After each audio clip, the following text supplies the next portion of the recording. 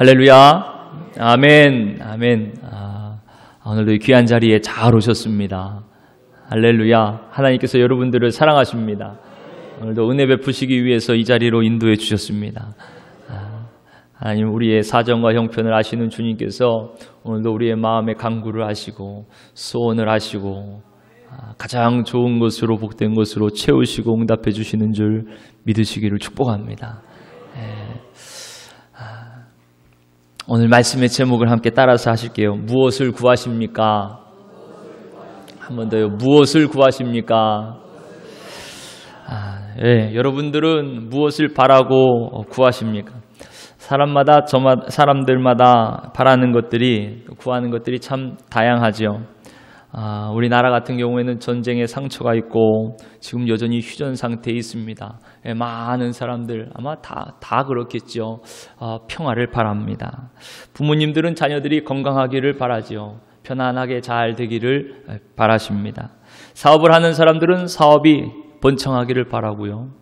또 요즘 청년들을 얼마나 힘들어하는지, 연일 대학에 가도 일자리가 없어서 힘들다 그러죠. 일자리를 바라고 구하는 청년들이 많습니다.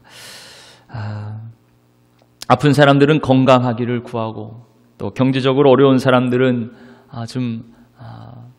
재물이 좀 있기를 구합니다.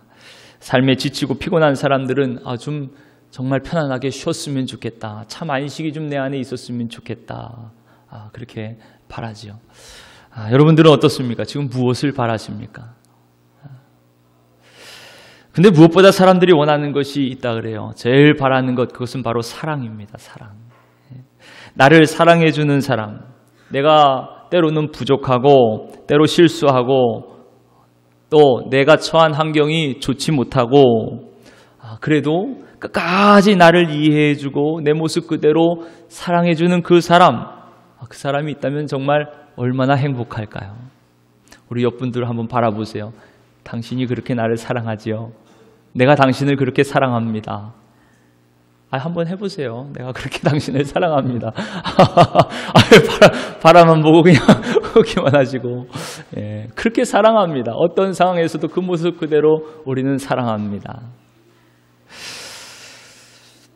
또 내가 그렇게 사랑하는 사람, 그런 사람이 있다면 정말 여러분들은 그 누구와도 비교할 수 없는 아주 소중하고 훌륭한 삶을 살아가시는 거예요.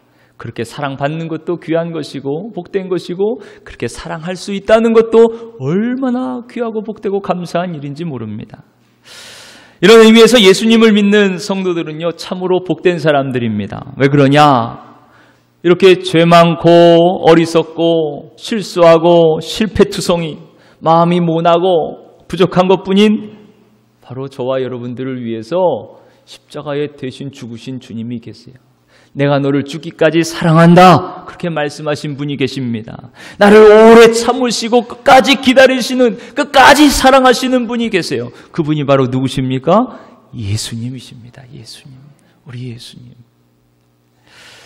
또 우리가 그 예수님의 사랑에 힘입어서 주님을 사랑할 뿐만이 아니고 이웃을 사랑하는 마음으로 살게 하시니 얼마나 복된 사람들입니까? 정말 감사한 일입니다. 여러분, 오늘 이 귀한 시간에 우리에게 주시는 말씀을 통해서 우리의 마음이 이 주님의 사랑으로 더 충만해지는 시간이 되시기를 축복합니다. 무엇보다 날 사랑하셔서 오늘도 나에게 꼭 필요한 생명의 말씀을 주시는 주님, 축복의 말씀으로 우리에게 소망이 되시고 위로가 되시고 힘이 되시는 주님, 그 주님께 온 마음을 향하여 이 시간도 은혜를 구하는 저와 여러분 되시기를 축복합니다. 오늘 주시는 말씀으로 또 나 자신을 돌아보고 그 말씀대로 순종하며 살아가는 우리 모두가 되시기를 주님의 이름으로 축복합니다. 여러분, 오늘 말씀의 제목처럼 다시 한번 본인을 돌아보세요. 내가 지금 주님께 바라는 것이 무엇인가? 구하는 것이 무엇인가?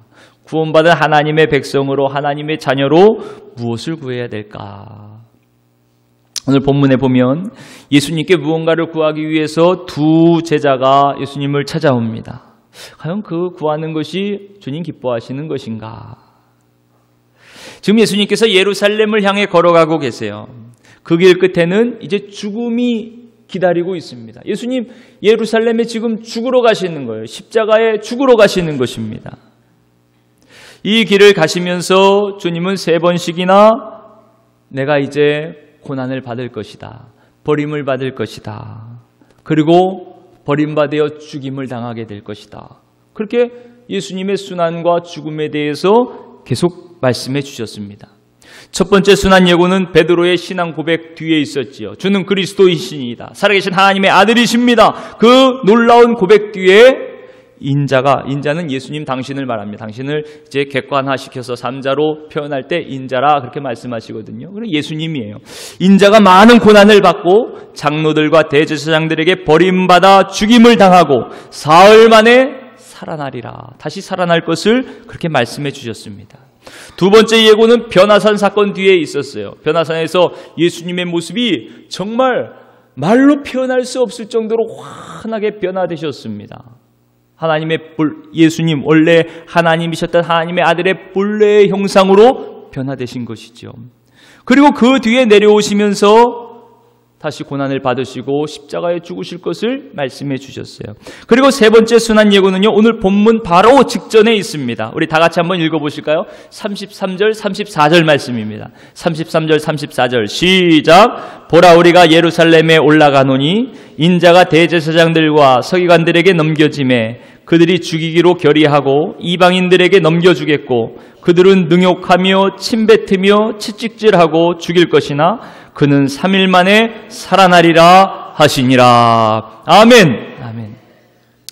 여러분, 주님께서 이렇게 거듭거듭 당신의 순환과 죽음을 예고하신 이유가 어디에 있을까요? 그것은 예수님께서 그리스도로서 온 인류를 구원하시는 구세주로서 하나님의 아들로서 이 땅에 오신 이유를 분명하게 알려주시기 위해서입니다. 죄인들을 위해 고난받고 십자가의 대속물로 죽으러 오신 하나님의 아들이심을 지금 계속해서 말씀해 주시는 것이에요. 죄가 없으신 예수님이 이런 모욕과 이런 고통 가운데 죽임을 당하시는 것, 그것은 바로 죄인을 위한 죽음이었던 것입니다. 바로 저와 여러분들을 위한 죽음이셨던 것이에요. 그렇게 예수님께서 십자가의 고난과 죽음을 통해서 이 땅에 하나님의 부활 생명으로 가득하도록 그렇게 구원의 길을 활짝 열어주신 것입니다. 하나님과의 평화를 이루시고 이웃과의 화평을 온전히 이루어지는 그 길을 활짝 열어놓으신 거예요. 그렇게 주님께서 구원의 길로 화평의 길로 가신 것처럼 또한 너희들도 우리도 나를 따라 그 길로 가자. 그 말씀을 하고 싶었던 것입니다. 그런데 문제는 제자들이었습니다. 예수님께서 아무리 이 십자가 순환과 죽음 또 부활에 대해서 말씀하셨어도요, 제자들의 귀에는 들리지 않는 것이에요. 왜 그렇습니까? 관심이 없으니까요. 힘들고 괴로운 고난은 싫은 겁니다. 버림받고 고통받는 거, 그거 싫어요. 대접받고 싶지 무릎 꿇고 섬기는 것, 내 자존심이 허락하지 않습니다. 높은 자리가 좋지 낮은 자리는 싫은 거예요. 누군가의 종이 되고 머슴이 된다? 생각하기도 싫습니다. 스스로 죽는 자리에 들어간다? 왜 그 자리에 들어갑니까? 말도 안 되지요. 제자들의 생각이 이랬던 것입니다. 우리의 생각은 지금 어떤가요? 그러니 계속된 주님의 순환 예고에도 제자들은 그 의미를 깨닫지 못합니다. 알려고 하지도 않습니다. 묻기조차 두려워합니다.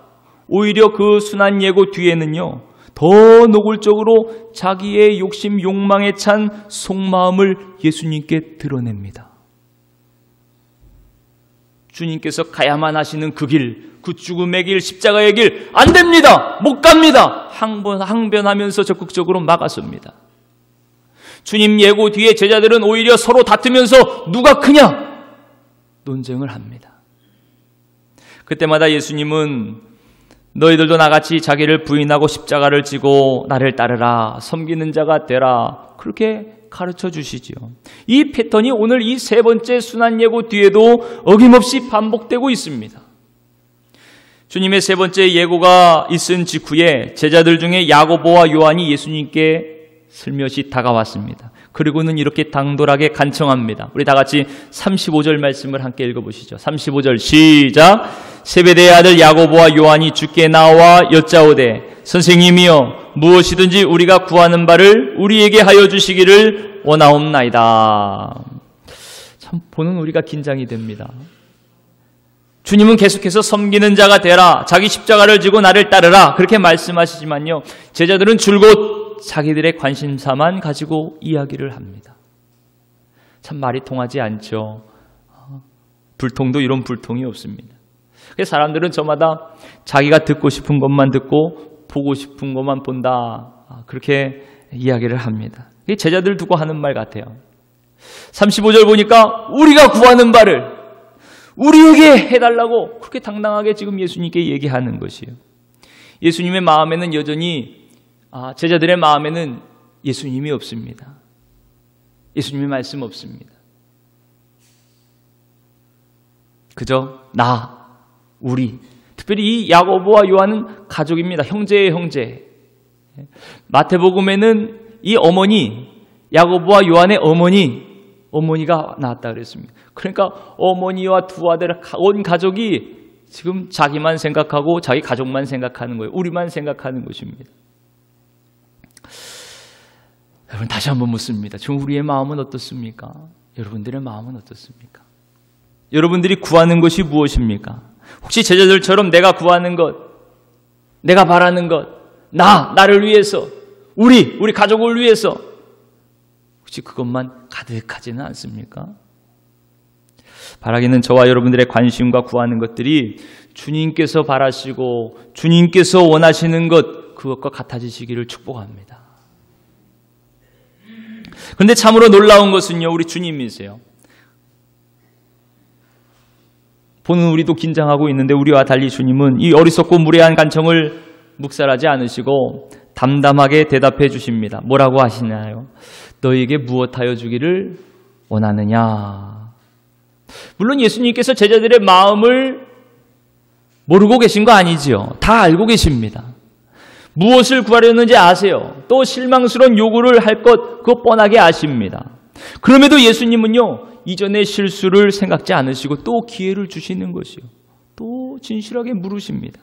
지난 잘못이나 실패에 대한 편견이 없이 제자들을 신뢰하십니다. 진지하게 그들을 만나고 계세요. 항상 새로운 기대를 가지고 제자들이 올바르게 깨닫기를 지금도 기다리고 묻고 계십니다. 여러분, 우리도 마찬가지예요. 우리 역시 누군가 계속 실수할 수 있습니다. 실망스러운 모습 매일 볼 수 있습니다. 그래도 예수님처럼 끊임없이 용서하고 이해하고 품어주고 또 신뢰하고 또 기대하고 기다리는 저와 여러분들이 되시기를 축복합니다. 주님의 모습에서 그것을 우리가 배우게 됩니다. 우리는 너무 쉽게 사람들을 미워하고 내가 이제 너 상동도 하지 않을 거야. 물론 쉽게는 아니죠. 참고 그러다가 그러겠죠.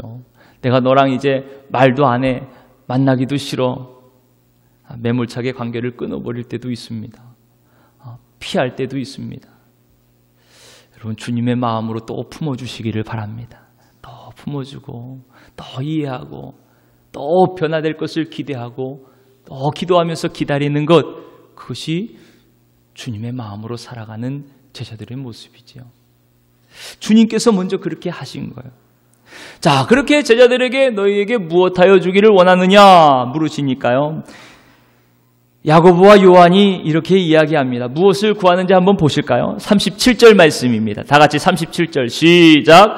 여짜오되 주의 영광 중에서 우리를 하나는 주의 우편에 하나는 좌편에 앉게 하여 주옵소서. 설마 했는데 그래, 설마가 사람을 잡나요? 한 번도 아니고 연속 2번씩이나 높은 자리를 탐하는 자신들의 속내를 이제 아주 노골적으로 드러내고 있는 것이요. 권력과 출세에 대한 이 야망이 참 대단합니다. 청탁도 이런 청탁이 없죠. 9장 1절에 보면 예수님께서 이렇게 말씀하셨어요. 하나님의 나라가 권능 중에 임하는 것을 볼 자가 있느니라.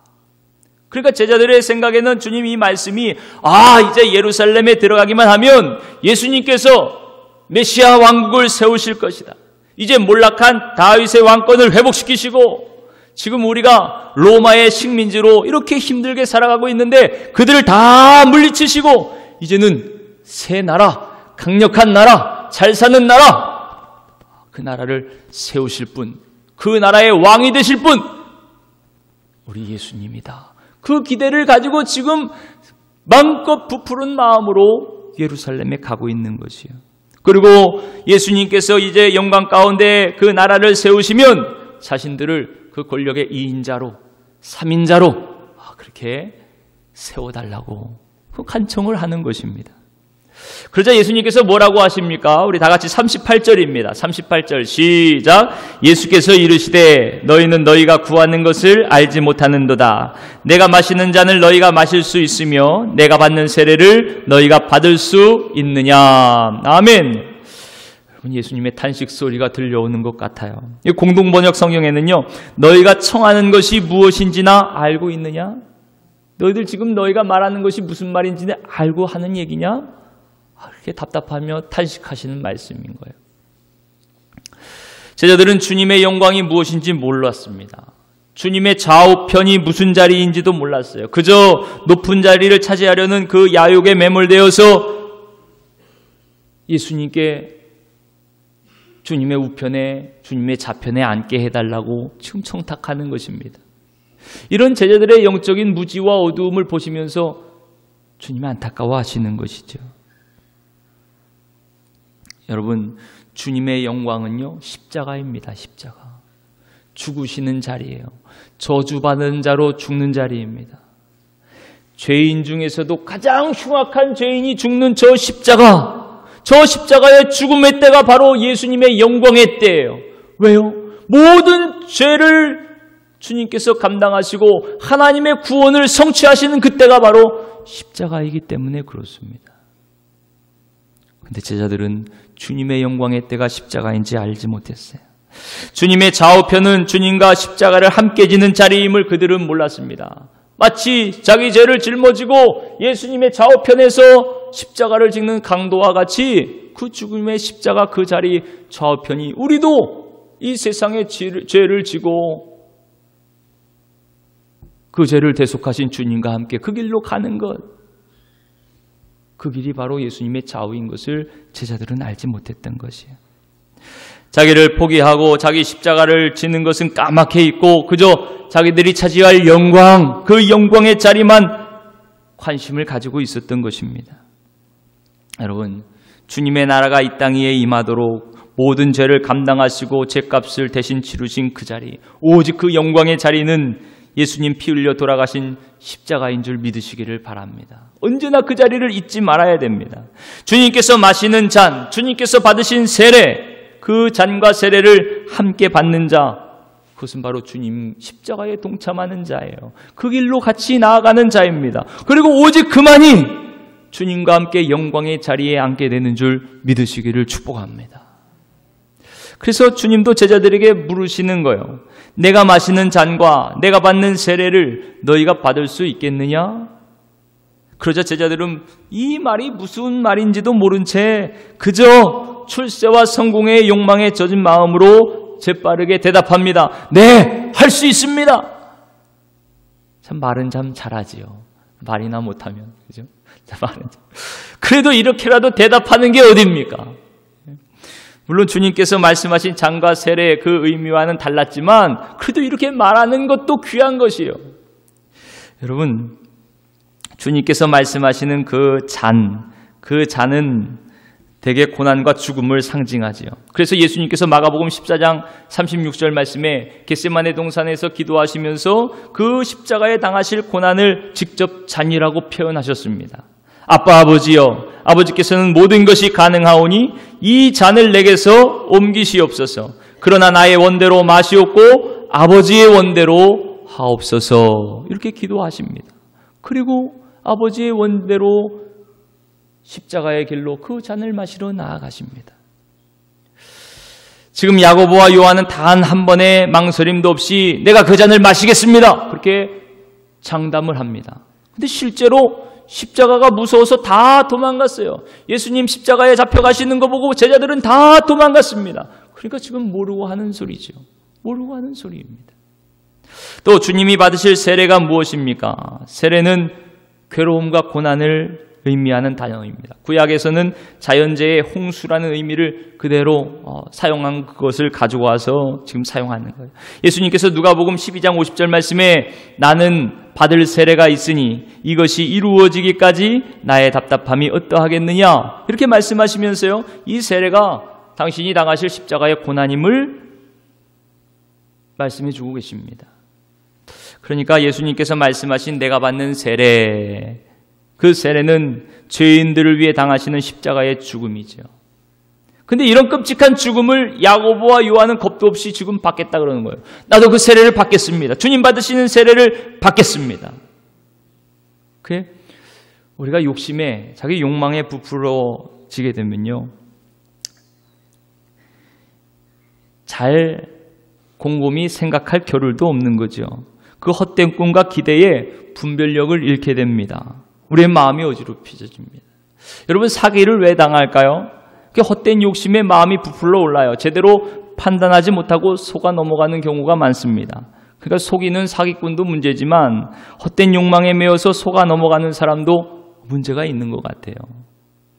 그러니까 마치 뱀의 유혹을 받은 하와가요, 선악과를 바라보니까 먹음직도 하고 보암직도 하고 지혜롭게 할 만큼 탐스럽기도 하다. 그렇게 말씀합니다.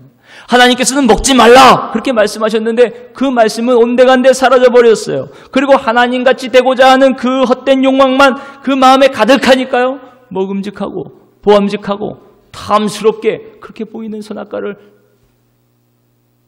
재빠르게 따먹어버리고 마는 것입니다. 지금 야고보와 요한의 대답도 꼭 그런 것이에요. 욕망에 부푼 대답입니다. 근데 그럼에도 주님은요, 이들의 대답을 진실하게 받아주시는 거예요. 그리고 장차 너희들이 주님이 마시는 잔과 세례를 받을 것이라 그렇게 일러주십니다. 실제로 야고보 사도는요, 44년경에 헤롯 왕한테 12제자 중에서 최초로 순교를 당합니다. 제일 먼저 순교자가 돼요. 그렇게 주님의 잔과 세례에 동참하는 영광을 얻게 됩니다. 또 사도 요한도 마찬가지입니다. 물론 최후 순교에 대한 기록은 남아있지 않지만 반모섬에 유배를 당해서 고난 가운데 살았죠. 전에 내려오는 전승에는요, 일생 복음을 전하다가 사도 요한이 붙잡혔어요. 그래가지고 저 끓는 물에 넣어라, 끓는 물에 던져줬습니다. 그런데 꺼내보니까 하나도 다치질 않은 거예요. 그러니까 오히려 그 넣은 그 박해자가 깜짝 놀라서 죽지도 않는구나. 그리고 반모섬에 유배를 시켰다는 전승이 내려오고 있습니다. 요한도 모진 고통을 당하면서 그렇게 주님이 남겨놓은 잔에 동참하는 자가 되었습니다. 비록 무지와 욕망에서 나온 제자들의 실언이지만요, 하나님은 그들의 입술의 말을 그 들리신 대로 들으신 대로 성취하신 줄 믿습니다. 우리도 마찬가지예요. 여러분, 말 한마디 한마디가 얼마나 중요한지 모릅니다. 모르고 하는 말이라도 좋은 말을 하세요. 선한 말을 하세요. 그 말대로 이루어지면 좋아질 말들을 하셔야지, 그냥 모르고서라도 실수라도 안 되는 말, 잘못된 말은 하지 마시기를 축복합니다. 하나님은 그렇게 우리가 말한 대로, 당신 귀에 들린 대로 이루어 주십니다. 우리의 실언도 결코 잊지 않으시는 하나님이십니다. 마침내 그들이 말한 대로 야고보와 요한도 주님의 고난의 잔과 세례를 받음으로써 예수님의 길을 따랐습니다. 그리고 주님과 함께 영광의 자리에 올랐습니다. 여러분, 우리도 그렇습니다. 예수님을 믿고 따르는 것은요, 주님이 받으신 잔과 세례에 참여하는 자가 된다는 것이에요. 우리는 부족하고 연약해도 주님께서 반드시 동참할 수 있도록 힘을 주실 것입니다.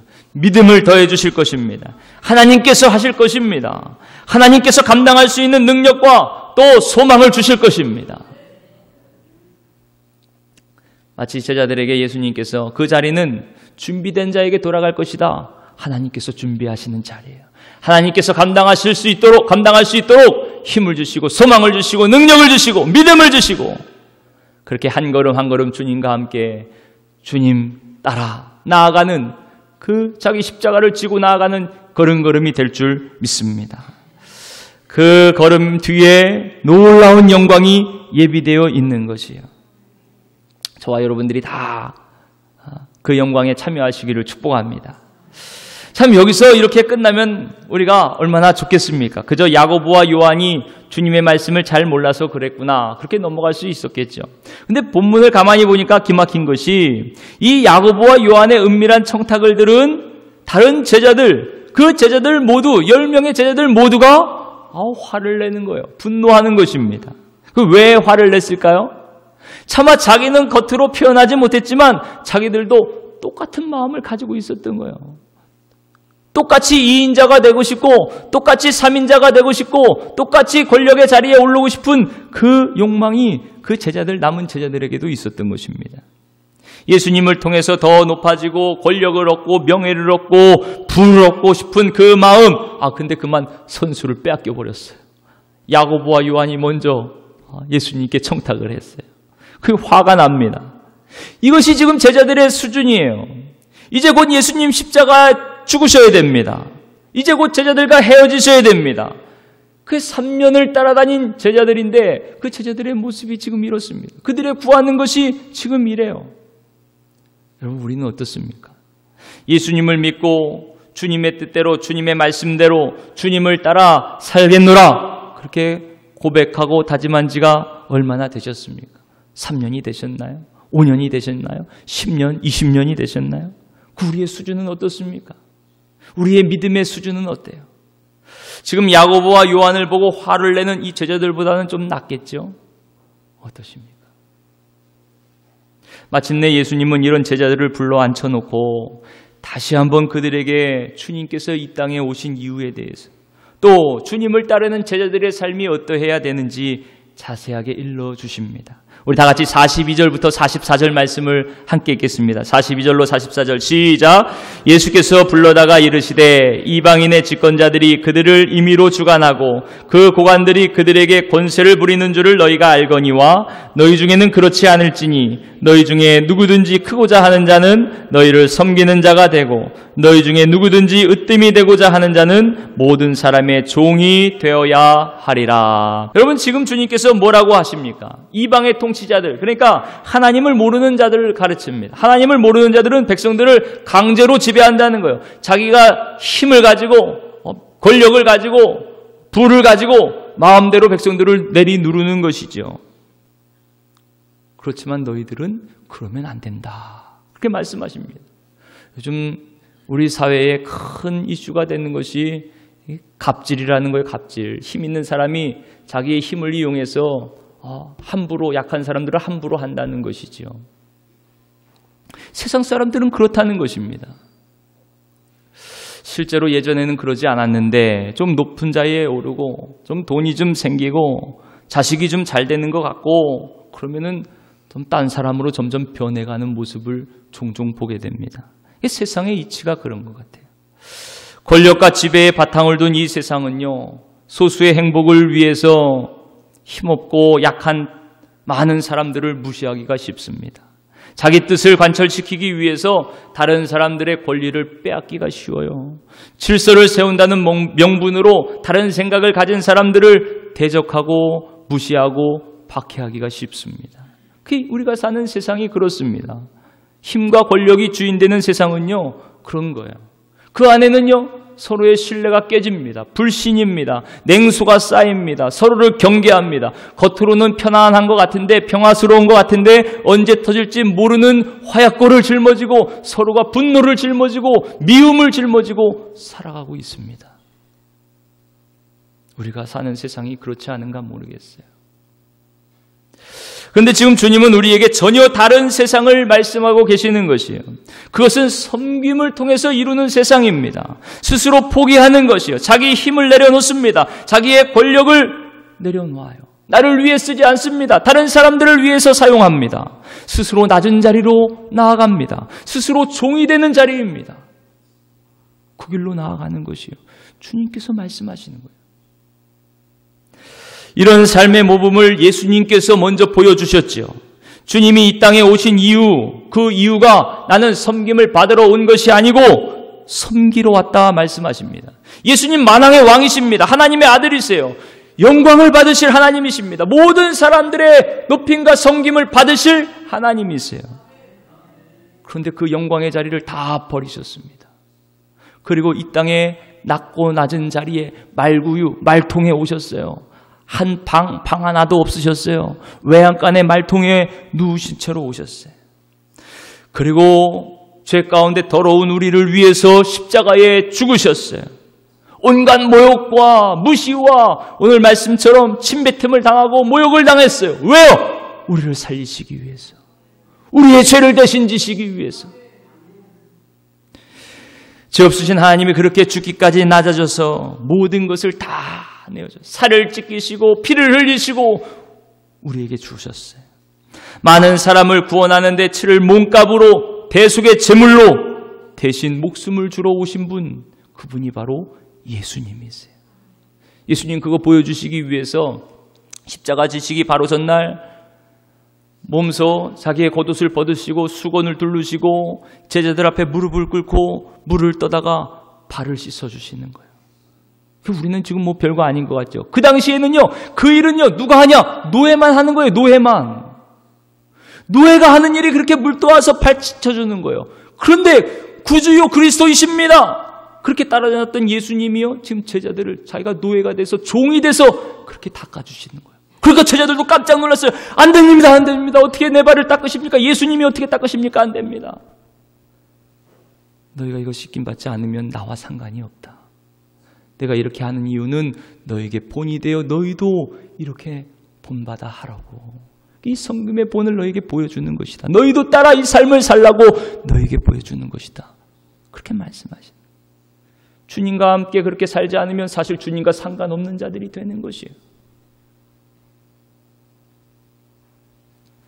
사랑하는 성도 여러분, 하나님께서 이루시는 하나님의 나라, 그 세상의 출발이 바로 여기에 있습니다. 이 사랑에 있어요. 이 섬김에 있습니다. 누군가의 유익을 위해서 자신을 내어주는 사람, 그 사람들이 많아지면 많아질수록 이 세상은 주님의 향기를 바라는 아름다운 세상으로 변화되어 갈 것입니다. 그 일을 처음 앞장서서 나아가 행하는 사람이 누구입니까? 바로 예수님을 믿고 따르는 저와 여러분 아니겠습니까? 우리가 되어야 되지 않겠습니까? 예수님을 믿는 그리스도인, 그들은 바로 이 일에 초대를 받은 사람들인 거예요. 나와 함께 가자. 주님 손 내미신 거예요. 그 손을 붙잡은 자들이 바로 저와 여러분들입니다. 여러분 아마 이태석 신부님을 잘 아실 거예요. 의과대학을 나오고 의사로 편안하게, 정말 우리나라에서 의사 그러면 부와 명예를 누리며 살 수 있는 직업 아닙니까? 근데 그 자리를 다 버리고 예수님의 사랑을 전하기 위해서 스스로 저 아프리카 수단이라는 나라에 갔어요.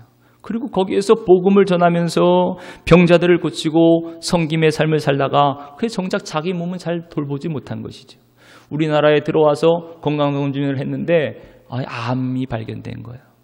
그게 결국 대장암으로 48세에 하나님 품에 안겼어요. 소천을 했습니다. 그 지금도 수많은 사람들이 전 세계 각지 알아주지 않는 그 오지에 가서 주님의 사랑을 전하며 복음을 전하고 있습니다. 우리나라는 어떻습니까? 우리나라 130년 전에 미국의 인류 대학을 나온 사람들, 정말 앞날이 보장된 사람들, 그 다 내려놓고 아무도 알아주지 않는 이 나라, 이 땅, 동쪽의 그 끝에 있는 대한민국, 이 나라에 와가지고 예수님의 사랑을 전합니다. 예수 그리스도의 복음을 전합니다. 이곳에 병원을 세우고 학교를 세우면서 이 민족을 사랑하며 섬깁니다. 그리고 이 땅에서 죽었어요. 이 땅에서 묻혔습니다. 그들이 있기 때문에 지금 저와 여러분들이 있는 거 아닙니까? 제 동기 목사님 중에 저 라오스에 가서 선교사로 사역하시는 선교사님이 계시는데 그 나라는 아직 공식적으로 나라에서 기독교를 인정하지 않는 거예요. 그러니까 처음 가가지고 복음을 전하는 게 얼마나 힘들어요. 많은 반대가 있습니다. 그래도 포기하지 않고 또 그 자리에서 먼저 섬기는 거예요. 낮아지는 거예요. 그 어려운 사람들 돌보고 위로하고 위에서 기도하고 그러면서 거기에 유치원을 세우고 지금 초등학교를 세우고 이제 중고등학교를 세우려고 같이 기도해달라고 기도 중보기도의 편지를 보내는 것을 봤어요. 여러분 이 사랑, 이 섬김이 어디에서 시작되었어요? 주님의 사랑에서 시작되었습니다. 이 사랑의 삶을 사는 것, 섬김의 삶을 사는 것 어떻게 가능합니까? 오늘도 우리 안에 예수님이 살아계시고 주님의 생명이 우리 안에 있기 때문에 가능합니다. 주님께서 그렇게 인도해 주시는 거예요. 이끌어 가시는 것입니다. 물론 이런 삶이요, 세상 사람들이 보기에는 바보스럽게 보일 수 있어요. 지금 뭐 멀리 갈 것도 없죠. 우리 이 성전을 보세요. 여러분 다 눈물로 기도하고 시간과 정성으로 물질로 섬기는 그 섬김을 통하여 우리가 이 자리에서 지금 예배 드리는 것입니다. 여러분 앉으신 이 자리에도요, 매주마다 아침 나와가지고 쓸고 닦으시는 그 사랑의 섬김의 손길로 우리가 이 자리에 예배 드리는 것이에요. 차량 봉사도 그렇죠. 이제 예배 끝나면 다 식사하고 가세요. 식당 봉사도 섬김의 그 손길을 통해서 우리가 맛있게 먹는 것 아니겠습니까? 그런데 야, 피곤하게 왜 그러냐? 돈도 안 되는 일 왜 하냐? 세상 사람들은 그렇게 얘기할 수 있어요. 인정받지도 못할 일 왜 하냐? 경제적인 안락과 이익을 추구하는 이 세상에서 예수님의 길은 매력이 없을 수 있습니다. 가려고 하지 않는 좁은 길입니다. 그렇지만 여러분, 이 길만이 생명의 길이에요. 이 길만이 사는 길입니다. 이 길만이 주님 기뻐하시는 길입니다. 이 길이 바로 축복의 길입니다. 다른 사람들을 섬기는 자가 되고 자기 권리와 자기 권력, 힘을 내려놓고 오히려 복종하는 종으로 순종하며 섬기며 살아가는 그를 하나님께서 가장 크고 존귀한 자로, 으뜸이 되는 자로 세워주신다, 분명히 말씀하고 계시는 것이에요. 여러분, 오늘 반복해서 우리에게 주시는 이 주님의 말씀을 우리는 이미 잘 알고 있습니다. 이미 잘 알고 있어요. 지금 올해 제가 이 본문을 가지고 설교하는 것만 해도 계속해서 주님 순환을 예고할 때마다 이 말씀이 계속 있었습니다. 자기 십자가를 지고 자기를 따르는 것, 주님을 따르는 것, 섬기는 자가 되라 말씀하시는 것.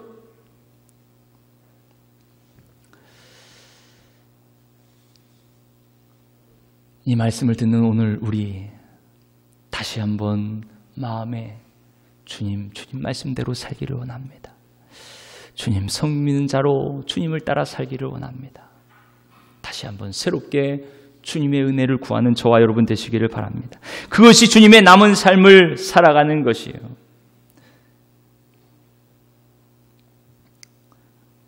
주님이 가신 이 길, 저와 여러분들도 그렇게 감사하며 아멘 순종하며 주님 따라 나아가시기를 축복합니다. 우리 마지막 45절 말씀 함께 읽겠습니다. 45절 시작. 인자가 온 것은 섬김을 받으려 함이 아니라 도리어 섬기려 하고 자기 목숨을 많은 사람의 대속물로 주려 함이니라. 아멘. 주님의 이 놀라운 섬김과 복종이 오늘 저와 여러분들을 죄와 사망에서 구원하셨습니다. 오직 이 사랑과 섬김의 길 위에 세상이 빼앗을 수 없는 하나님의 평강과 기쁨이 있습니다. 성도 여러분, 오늘 우리가 구할 것이 바로 이것입니다. 주님의 겸손을 구해야 됩니다. 주님의 섬김을 따라 살기를 구하시기를 바랍니다. 그래서 오늘 우리도 그 낮아짐과 섬김의 자리, 사랑과 섬김의 순종의 삶, 그 삶을 통해서 주님의 나라가 이 땅 위에 이루어지는데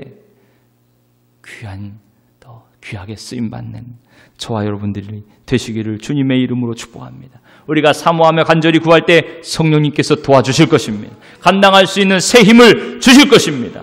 십자가 앞에서 제자들이 다 도망갔지만 결국에는 다 주님의 찬에 참여했습니다. 주님의 세례에 동참했습니다.